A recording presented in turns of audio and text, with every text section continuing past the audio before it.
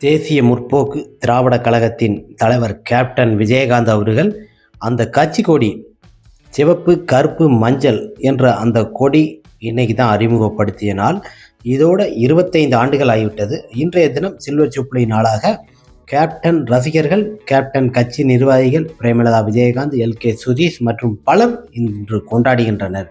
25 ஆண்டுகள், அதனால் silver jubilee ஒரு வெள்ளி விழாவாக இன்றைய தினம் பல இடங்களில் கொடி கம்பங்கள் கொடியேற்றி இன்னைக்கு ஒரு சிறப்பு அன்னதானம், சிறப்பு வழிபாடுகள் என பல இடங்களில் நடைபெறுகிறது.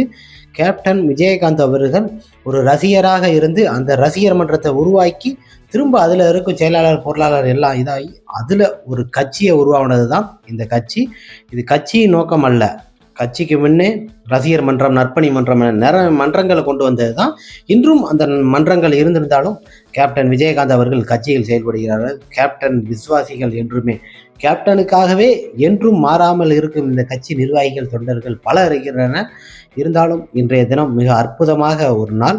கேப்டன் விஜயகாந்த் அவர்களின் கட்சி கொடி அந்த வண்ணங்கள் இன்றைய தினம் வெளிக்காட்டிய நாள். இந்த கட்சி கொடியை உருவாக்கிய நாள் என்பது மிக அற்புதமான ஒரு நாளாக மதுரை மண்ணில் தான் இதை உருவாக்கி இருக்கிறாரு கேப்டன் விஜயகாந்த் அவர்கள். மிக சிறந்த நாளாக இன்றைய தினம் வெள்ளி விழாவாக தேசிய முற்போக்கு திராவிட கழகத்தின் தலைவர்கள் கொண்டாடி